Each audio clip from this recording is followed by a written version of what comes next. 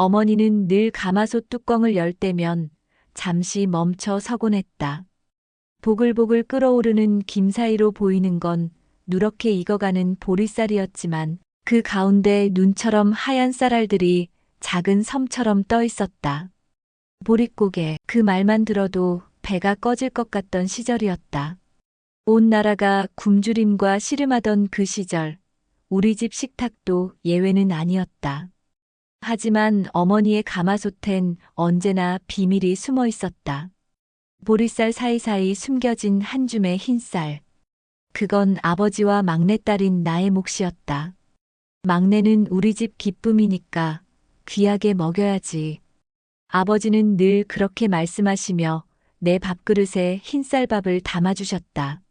나는 그 하얀 밥알들을 작은 손으로 집어먹으며 해맑게 웃었다. 달콤하고 부드러운 그 맛이 세상에서 가장 당연한 것인 줄만 알았다. 오빠들은 묵묵히 보리밥을 먹었다. 누런 밥알들을 씹으며 한 번도 내 그릇을 부러워하는 기색을 보이지 않았다. 어머니도 마찬가지였다. 그분들의 침묵 속엔 사랑이 담겨 있었는데 어린 나는 그걸 모른 채 특별함을 당연하게 여겼다. 그때의 나는 집안의 가장 귀한 막내딸이었다. 부족한 것 없이 사랑받는다는 확신 속에서 자랐다. 가마솥 속 흰쌀처럼 나는 소중히 보호받는 존재였다. 하지만 세상은 나를 그렇게 귀하게 두지 않았다.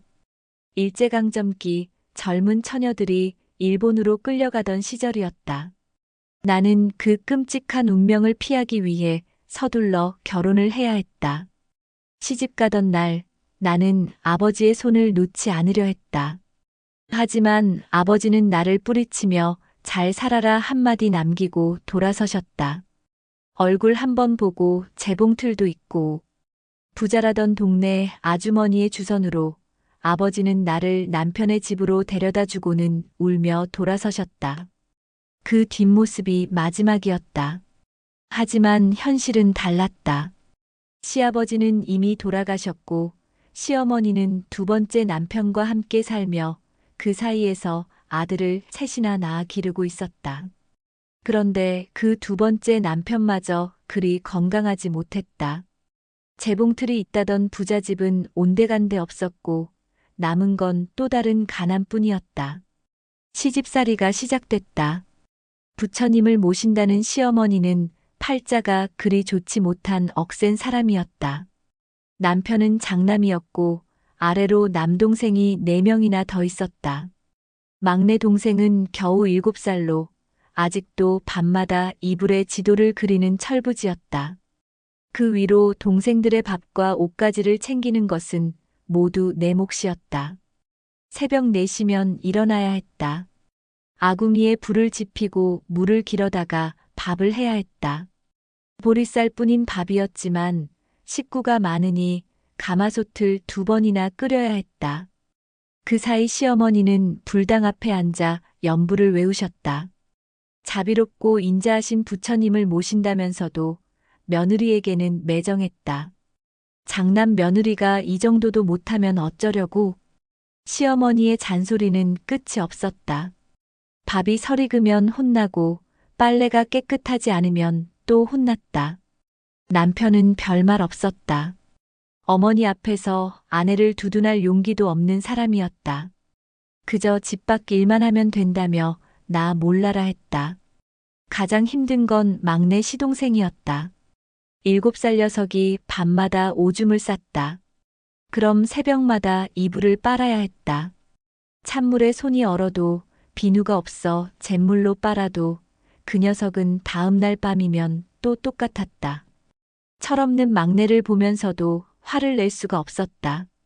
7살이면 우리 집에서 내가 흰쌀밥을 먹으며 해맑게 웃던 나이였으니까. 그 녀석도 누군가의 소중한 막내였으니까. 그런 날들이 계속됐다.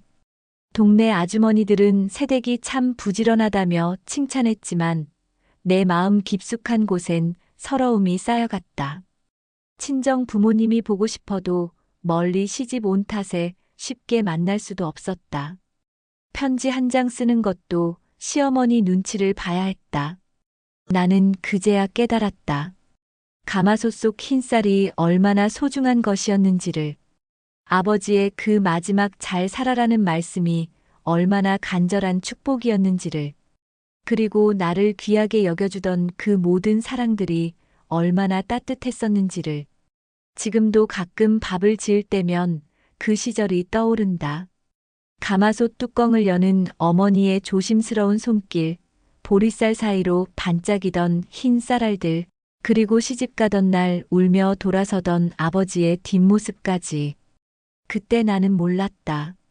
사랑받는다는 것이 얼마나 귀한 일인지를. 그리고 그 사랑을 잃고 나서야 비로소 그 소중함을 깨닫게 될 줄은.